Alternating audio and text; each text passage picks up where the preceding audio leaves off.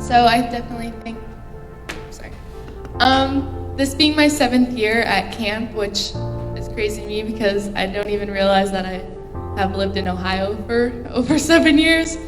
And I think, like Pastor Sean said, this was the first year I really had a pivotal moment with God. And every year I just went to just get refreshed, and then I'd go to church, and I had a relationship with God my whole life, but I never really got it. It was just a presence. You know what I mean? I'd go to church, I'd be on worship, I'd speak sometimes, I'd try to put it into my friends' lives, but it wasn't a relationship with me and God. It was a relationship with, it was kind of like, I forget if Joe or Aaron Caminetti said this, but I had 2 feet, and one was with God and one was in the real world. And we can't have both. You can't be divided. And I was divided for so long. I had barriers, and I had a certain person I'd go home to every year from camp, and it would be like a switch. It would just right back to the horrible person I was, right back to the things I shouldn't have been doing, the places I shouldn't have been.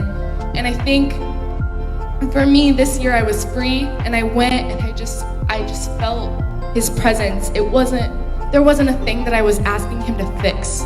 There wasn't a sacrifice I was trying to make. It was just me standing there in the worship, in the service, feeling him and in his presence. And I just remember, I think it was Ken or whoever was doing one of the talks before worship, and he was like, just lay your sacrifices, lay your barriers, lay what's ever in the way in front of him. And I said, I don't have anything.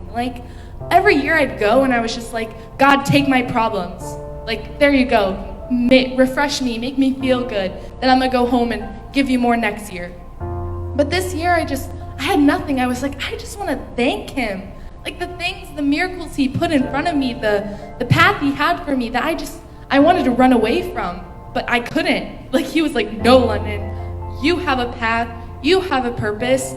You're not gonna get away from me. You're gonna come in. He knew that this year was gonna be a game changer. He knew it. And I just remember they played the song, the first time they played it, after I was like, God, I just wanna thank you. And I don't know what the name of the song is. It's called Thank You, I'm pretty sure.